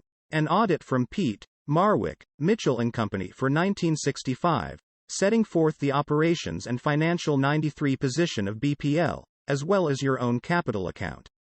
3. A letter signed by me setting forth the status of your BPL interest on the 1st of January 66. This is identical with the figures developed in the audit. Let me know if anything in this letter or that occurs during the year needs clarifying. It is difficult to anticipate all of the questions you may have, and if there is anything that is confusing, I want to hear about it. For instance, we received an excellent suggestion last year from a partner regarding the presentation of the reconciliation of personal capital accounts. My next letter will be about July 15, summarizing the first H1F of this year. Cordially, Warren E. Buffett 94 Buffett Partnership Limited. 610 Kiewit Plaza, Omaha, Nebraska. 68131 Telephone 042-4110 July 12, 1966 First half performance. During the first half of 1966, the Dow Jones Industrial Average, hereinafter called the Dow, declined from 969.26 to 870.10. If one had owned the Dow during this period, dividends of approximately 14.70 would have been received, reducing the overall loss of the Dow to about 8.7%. It is my objective and my hope, but not my prediction, that we achieve over a long period of time, an average yearly advantage of 10 percentage points relative to the Dow. During the first half we did considerably better than expected with an overall gain of approximately 8.2%. Such results should be regarded as decidedly abnormal. I have previously complimented partners on the good-natured tolerance they display in shrugging off such unexpected positive variances. The nature of our business is such that over the years, we will not disappoint the many of you who must also desire a test of your capacity for tolerance of negative variances. The following summarizes the year-by-year performance of the Dow, the performance of the partnership before allocation to the general partner, and the results for limited partners. Year overall results from Dow. 1. Partnership results. 2. Limited partners results. 3. 1957. 8.4%, 10.4%, 9.3%, 1958, 38.5%, 40.9%, 32.2%, 1959, 20.0%, 25.9%, 20.9%, 1960 -6.2%, 22.8%, 18.6%, 1961, 22.4%, 45.9%, 35.9%, 1962 -7.6%, 13.9%, 11.9%, 1963 20.6%, 38.7%, 30.5%, 1964 18.7%, 27.8%, 22.3%, 1965 14.2%, 47.2%, 36.9%, first half of 1966 -8.7%, 8.2%, 7.7%, cumulative Cumulative results 141.1%, 1028.7%, 641.5%, annual compounded rate 9.7%, 29.0%, 23.5%. 1. Based on yearly changes in the value of the Dow plus dividends that would have been received through ownership of the Dow during that year. The table includes all complete years of partnership activity. 2.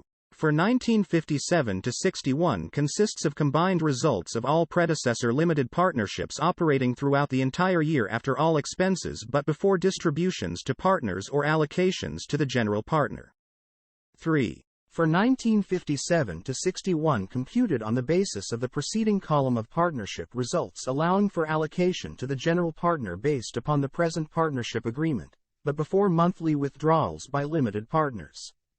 Even Samson gets clipped occasionally. If you had invested $100 on January 1 equally among 95A. The world's largest auto company, General Motors, B. The world's largest oil company, Standard of New Jersey, C. The world's largest retailing company, Sears Roebuck, D. The world's largest chemical company, DuPont, E. The world's largest steel company, U.S. Steel, F. The world's largest stockholder-owned insurance company, Aetna, G. The world's largest public utility, American Telephone and Telegraph, H.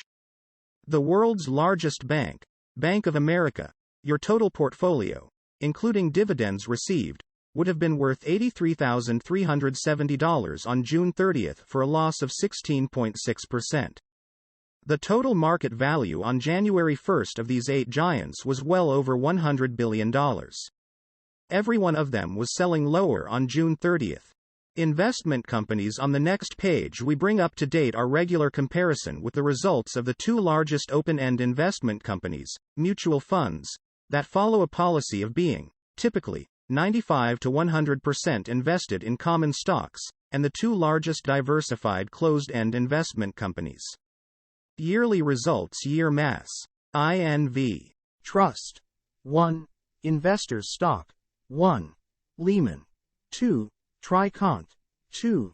Dow Limited Partners 1957 -11.4% -12.4% -11.4% -2.4% -8.4% 9.3% 1958 42.7% 47.5% 40.8% 33.2% 38.5% 32.2% 1959 9.0% 10.3% 8.1% 8.4% 20.0%, 20.9%, 1960 -1.0%, -0.6%, 2.5%, 2.8%, -6.2%, 18.6%, 1961 25.6%, 24.9%, 23.6%, 22.5%, 22.4%, 35.9%, 1962 -9.8%, -13.4%, -14.4%, -10.0%, -7.6%, 11.9%, 1963 20.0%, 16.5%, 23.7%, 18.3%, 20.6%, 30.5%, 1964 15.9%, 14.3%, 13.6%, 12.6%, 18.7%, 22.3%, 1965 10.2%, 9.8%, 19.0%, 10.7%, 14.2%, 36.9%, first half 1966 -7.9%, -7.9%, -1.0%, -5.2%, -8.7%, 7.7%, cumulative results 118.1%, 106.3%, 142.8%, 126.9%, 141.1%, 641.5%, annual compounded rate 8.6%, 7.9%, 9.8%, 9.0%, 9.7%, 23.5%.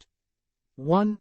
Computed from changes in asset value plus any distributions to holders of record during year. 2. from 1966 Moody's Bank and Finance Manual for 1957 to 1965. Estimated for first half of 1966. Proponents of institutional investing frequently cite its conservative nature. If conservative is interpreted to mean productive of results varying only slightly from average experience, I believe the characterization is proper. Such results are almost bound to flow from wide diversification among high-grade securities. Since, over a long period, average experience is likely to be good experience, there is nothing wrong with the typical investor utilizing this form of investment medium. 96 However, I believe that conservatism is more properly interpreted to mean subject to substantially less temporary or permanent shrinkage in value than total experience. This simply has not been achieved, as the record of the 4 largest funds, presently managing over $5 billion, illustrates. Specifically, the Dow declined in 1957, 1960, 1962 and the first half of 1966. Cumulating the shrinkage in the Dow during the 3 full-year periods produces a decline of 20.6%. Following a similar technique for the 4 largest funds produces declines of 9.7%, 20.9%, 22.3% and 24.6%.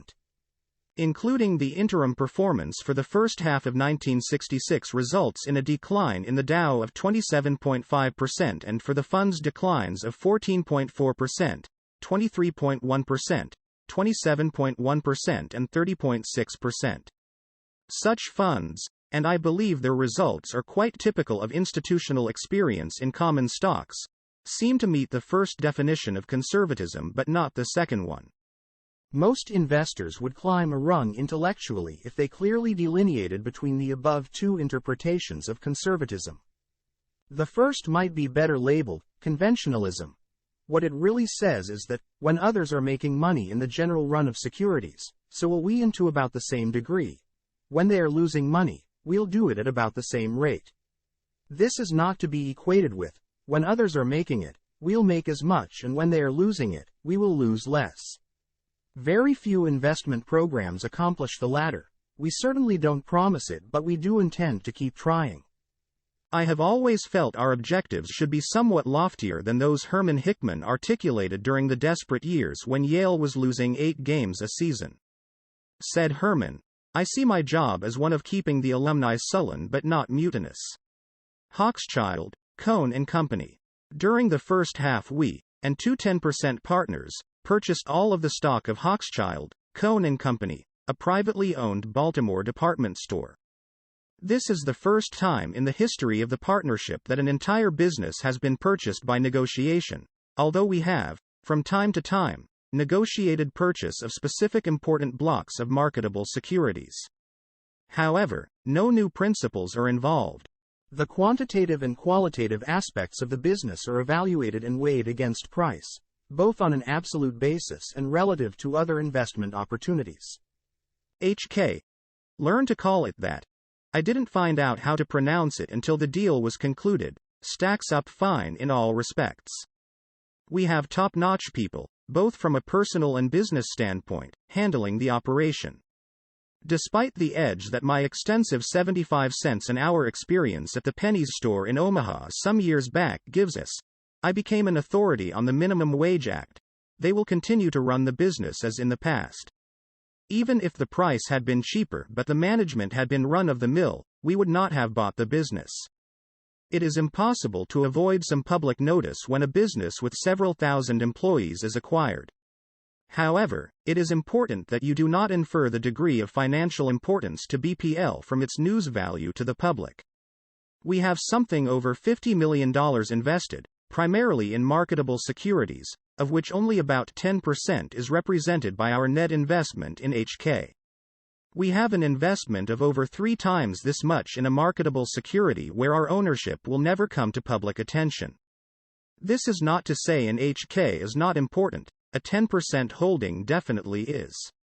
However, it is not as significant relative to our total operation as it would be easy to think.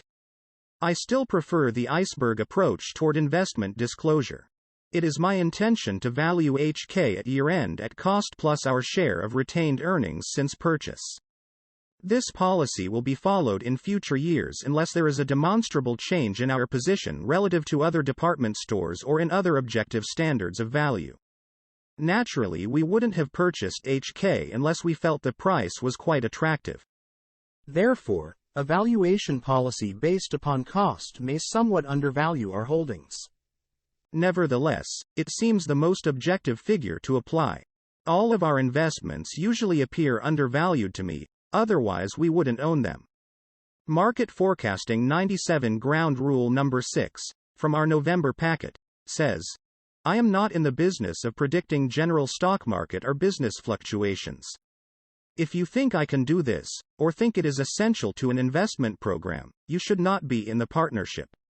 Of course, this rule can be attacked as fuzzy, complex, ambiguous, vague, etc. Nevertheless, I think the point is well understood by the great majority of our partners. We don't buy and sell stocks based upon what other people think the stock market is going to do. I never have an opinion, but rather upon what we think the company is going to do. The course of the stock market will determine, to a great degree, when we will be right, but the accuracy of our analysis of the company will largely determine whether we will be right. In other words, we tend to concentrate on what should happen, not when it should happen. In our department store business, I can say with considerable assurance that December will be better than July. Notice how sophisticated I have already become about retailing. What really counts is whether December is better than last December by a margin greater than our competitors and what we are doing to set the stage for future Decembers. However, in our partnership business, I not only can't say whether December will be better than July, but I can't even say that December won't produce a very large loss. It sometimes does. Our investments are simply not aware that it takes 365 minus 1/4 days for the Earth to make it around the Sun.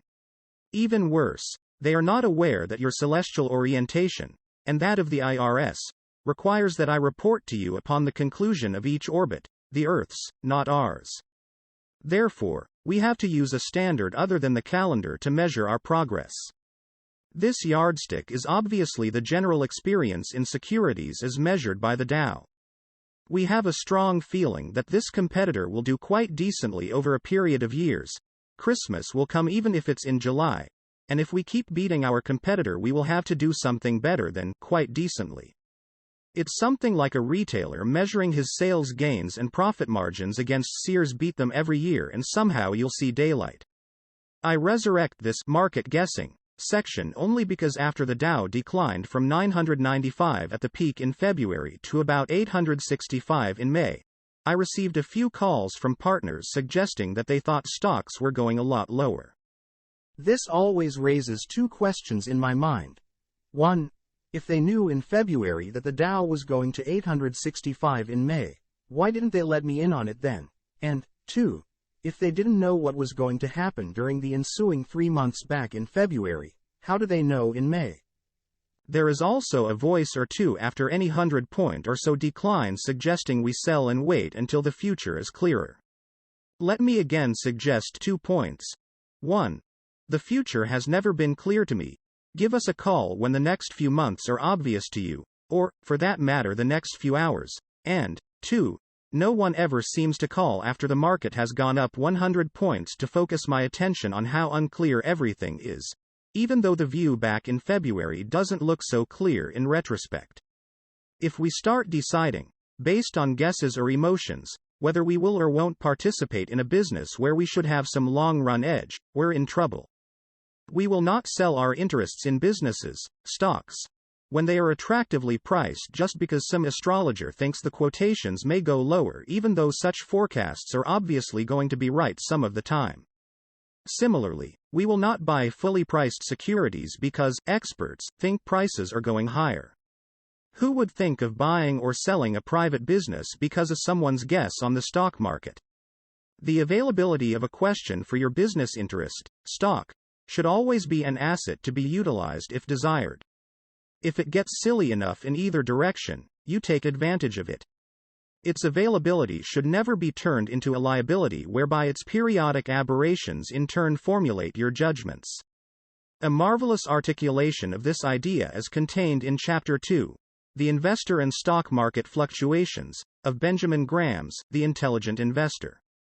In my opinion, this chapter has more investment importance than anything else that has been written. We will have a letter out about November 1st with the commitment letter for 1967 and an estimate of the 1966 tax situation. 98 Cordially, Warren Buffett Web A99 Buffett Partnership Limited. 610 Kiewit Plaza, Omaha, Nebraska. 68131 Telephone 042-4110 January 25, 1967 The first decade the partnership had its 10th anniversary during 1966. The celebration was appropriate. An all-time record, both past and future, was established for our performance margin relative to the Dow. Our advantage was 36 points, which resulted from a plus 20.4% for the partnership and a minus 15.6% for the Dow. This pleasant but non-repeatable experience was partially due to a lackluster performance by the Dow. Virtually all investment managers outperformed it during the year. The Dow is weighted by the dollar price of the 30 stocks involved. Several of the highest-priced components, which thereby carry disproportionate weight, DuPont, General Motors, were particularly poor performers in 1966. This, coupled with the general aversion to conventional blue chips, caused the Dow to suffer relative to general investment experience, particularly during the last quarter. The following summarizes the year-by-year performance of the Dow. The performance of the partnership before allocation, 1/4 of the excess over 6%, to the general partner, and the results for limited partners. Year overall results from Dow. 1. Partnership results. 2. Limited partners results. 3. 1957.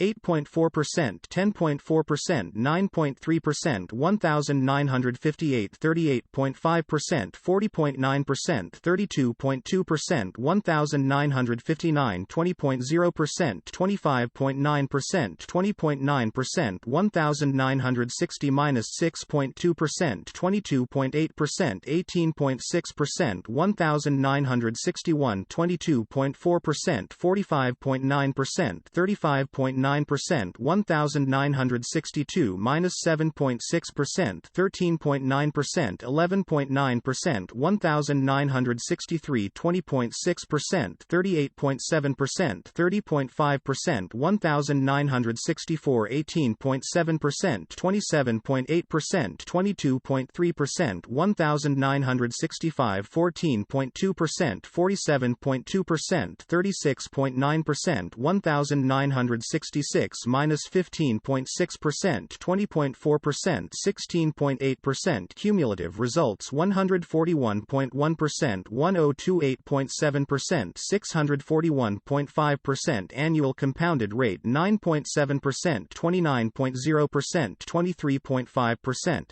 1. Based on yearly changes in the value of the Dow plus dividends that would have been received through ownership of the Dow during that year. The table includes all complete years of partnership activity. 2. For 1957 to 61 consists of combined results of all predecessor limited partnerships operating throughout the entire year after all expenses, but before distributions to partners or allocations to the general partner.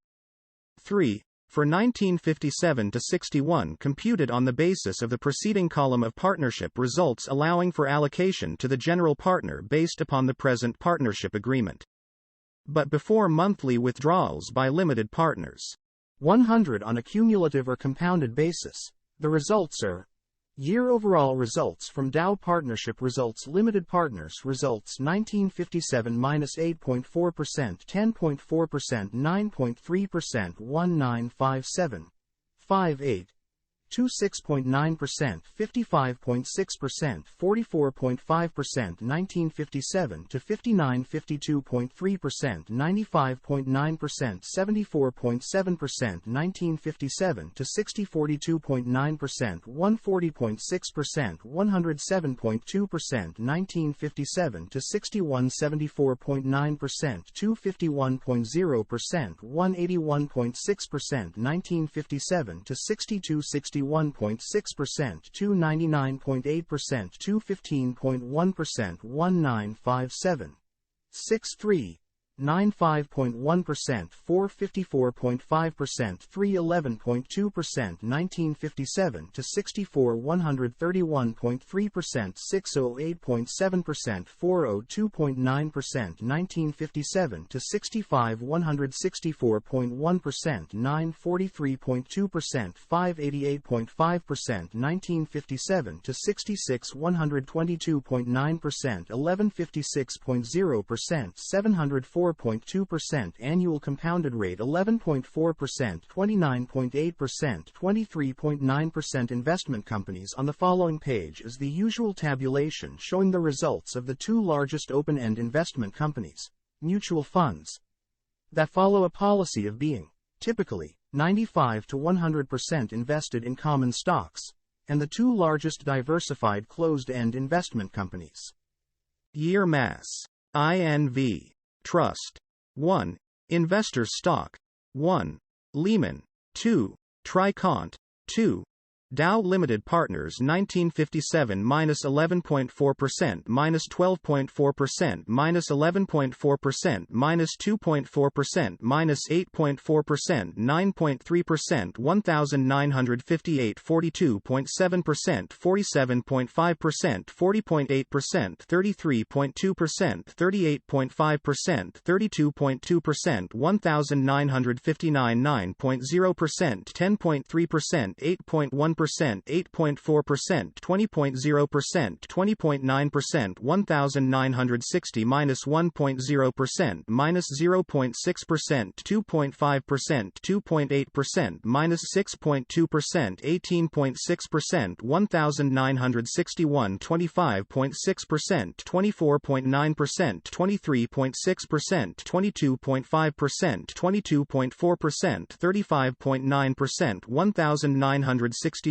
minus 9.8%, minus 13.4%, minus 14.4%, minus 10.0%, minus 7.6%, 11.9%, 1963 20.0%, 16.5%, 23.7%, 18.3%, 20.6%, 30.5%, 1964 15.9%, 14.3%, 13.6%, 12.6%, 18.7%, 22.3%, 1965 10.2%, 9.8%, 19.0%, 10.7%, 14.2%, 36.9%, 1966 minus 7.7%, minus 10.0%, minus 2.6%, minus 6.9%, minus 15.6%, 16.8%. Cumulative results 118.1%, 106.3%, 142.8%, 126.9%, 141.1%, 641.5%. Annual compounded rate 8.6%, 7.9%, 9.8%, 9.0%, 9.7%, 23.5%.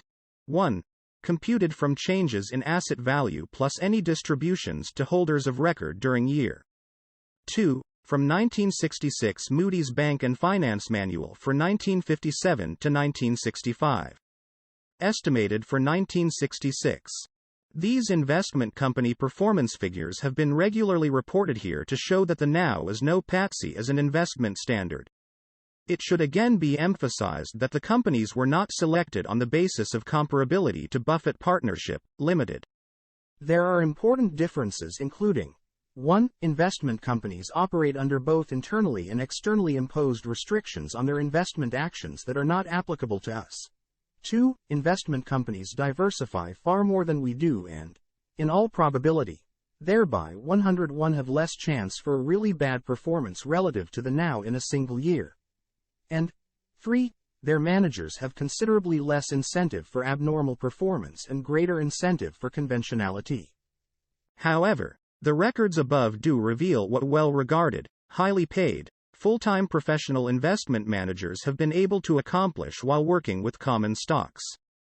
These managers have been favorites of American investors, more than 600,000, making free choices among many alternatives in the investment management field. It is probable that their results are typical of the overwhelming majority of professional investment managers. It is not true, however, that these are the best records achieved in the investment field. A few mutual funds and some private investment operations have compiled records vastly superior to the Dow and, in some cases, substantially superior to Buffett Partnership, Limited. Their investment techniques are usually very dissimilar to ours and not within my capabilities.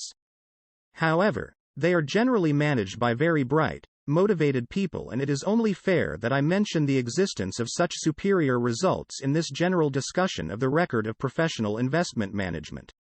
Trends in our business. A keen mind working diligently at interpreting the figures on page 1 could come to a lot of wrong conclusions. The results of the first 10 years have absolutely no chance of being duplicated or even remotely approximated during the next decade. They may well be achieved by some hungry 25-year-old working with $105,100 initial partnership capital and operating during a 10-year business and market environment which is frequently conducive to successful implementation of his investment philosophy. They will not be achieved by a better-fed 36-year-old working with our $54,065,345 current partnership capital who presently finds perhaps 1/5 to 1/10 as many really good ideas as previously to implement his investment philosophy. Buffett Associates, Limited, predecessor to Buffett Partnership, Limited, was founded on the west banks of the Missouri, May 5, 1956 by a hardy little band consisting of 4 family members, 3 close friends and $105,100. I tried to find some brilliant flash of insight regarding our future or present conditions from my first page and a half annual letter of January, 1957 to insert as a quote here. However, someone evidently doctored my file copy so as to remove the perceptive remarks I must have made. At that time, and for some years subsequently, there were substantial numbers of securities selling at well below the value to a private owner criterion we utilized for selection of general market investments. We also experienced a flow of workout opportunities where the percentages were very much to our liking. The problem was always which, not what. Accordingly, we were able to own 15 to 25 issues and be enthusiastic about the probabilities inherent in all holdings. In the last few years this situation has changed dramatically. We now find very few securities that are understandable to me, available in decent size, and which offer the expectation of investment performance meeting our yardstick of 10 percentage points per annum superior to the Dow.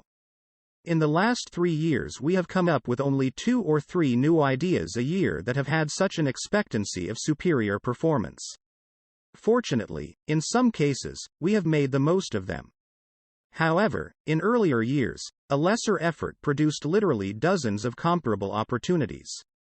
It is difficult to be objective about the causes for such diminution of one's own productivity. 3 factors that seem apparent are: 1. A somewhat changed market environment. 2. Our increased size, and 3. Substantially more competition. 102. It is obvious that a business based upon only a trickle of fine ideas has poorer prospects than one based upon a steady flow of such ideas. To date the trickle has provided as much financial nourishment as the flow. This is true because there is only so much one can digest. $1,000,000 ideas are of no great benefit to $1,000 bank accounts.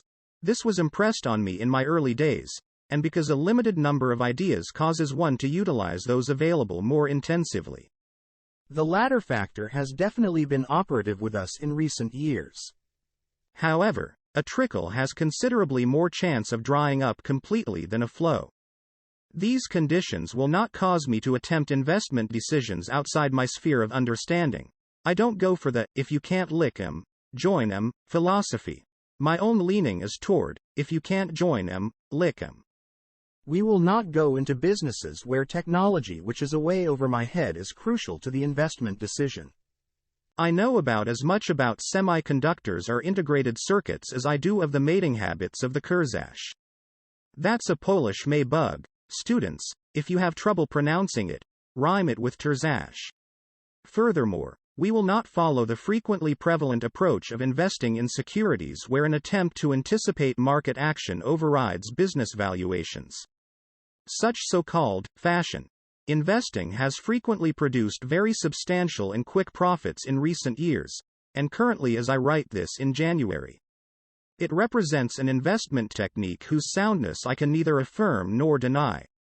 It does not completely satisfy my intellect, or perhaps my prejudices, and most definitely does not fit my temperament. I will not invest my own money based upon such an approach, hence, I will most certainly not do so with your money. Finally, we will not seek out activity in investment operations, even if offering splendid profit expectations, where major human problems appear to have a substantial chance of developing. What I do promise you, as partners, is that I will work hard to maintain the trickle of ideas and try to get the most out of it that is possible, but if it should dry up completely, you will be informed honestly and promptly so that we may all take alternative action. Analysis of 1966 results. All four main categories of our investment operation worked out well in 1966. Specifically, we had a total overall gain of $8,906,701 derived as follows. Category average investment overall gain controls $17,259,342, $1,566,302 generals. Private owner $1,359,340, $1,004,362 generals. Relatively undervalued $21,847,045, $5. 124,254 workouts, $7. 666,314, $1,714,181 miscellaneous, including U.S. Treasury bills $1,332,609, $18,422. Total income $9,390,677 less. General expense $483,976. Overall gain $8,906,701. A few caveats are necessary before we get on with the main discussion. 1. An explanation of the various categories listed above was made in the January 18, 1965 letter. If your memory needs refreshing and your favorite newsstand does not have the pocketbook edition, we'll be glad to give you a copy. 103.2. The classifications are not ironclad. Nothing is changed retroactively, but the initial decision as to category is sometimes arbitrary. 3. Percentage returns calculated on the average investment base by category would be understated relative to partnership percentage returns, which are calculated on a beginning investment base. In the above figures, a security purchased by us at 100 on January 1, which appreciated at an even rate to 150 on December 31, would have an average investment of 125, producing a 40% result contrasted to a 50% result by the customary approach. In other words, the above figures use a monthly average of market values in calculating the average investment. 4. All results are based on a 100% ownership, non-leverage, basis. Interest and other general expenses are deducted from total performance and not segregated by category. Expenses directly related to specific investment operations, such as dividends paid on short stock, are deducted by category. When securities are borrowed directly and sold short, the net investment, longs minus shorts, is shown for the applicable average investment category. 5. The above table has only limited use. The results applicable to each category are dominated by one or two investments. They do not represent a collection of great quantities of stable data. Mortality rates of all American males are something of the sort, from which conclusions can be drawn and projections made. Instead, they represent infrequent, non-homogeneous phenomena leading to very tentative suggestions regarding various courses of action and are so used by us. 6. Finally, these calculations are not made with the same loving care we apply to counting the money and are subject to possible clerical or mathematical errors since they are not entirely self-checking. Controls. There were three main sources of gain during 1966 in respect to controlled companies. These arose through 1. Retained business earnings applicable to our holdings in 1966. 2. Open market purchases of additional stock below our controlling interest valuation and 3. Unrealized appreciation in marketable securities held by the controlled companies. The total of all positive items came to $2,600,838 in 1966. However, due to factors mentioned in my November 1, 1966 letter, specific industry conditions, and other relevant valuation items, this gain was reduced by $1,034,780 in arriving at our fair valuation applicable to controlling interests as of December 31, 1966. Thus, the overall gain in the control category was reduced to $1,566,058 for the year. We were undoubtedly fortunate that we had a relatively high percentage of net assets invested in businesses and not stocks during 1966. The same money in general market holdings would probably have produced a loss, perhaps substantial, during the year. This was not planned, and if the stock market had advanced substantially during the year, this category would have been an important drag on overall performance. The same situation will prevail during 1967. General's private owner. Our performance here falls in the $21 a day, once a month category. In the middle of 1965, we started purchasing a very attractive widely held security which was selling far below its value to a private owner. Our hope was that over a 2 or 3 year period we could get $10 million or more invested at the favorable prices prevailing. The various businesses that the company operated were understandable, and we could check out competitive strengths and weaknesses thoroughly with competitors, distributors, customers, 104 suppliers, ex-employees, etc.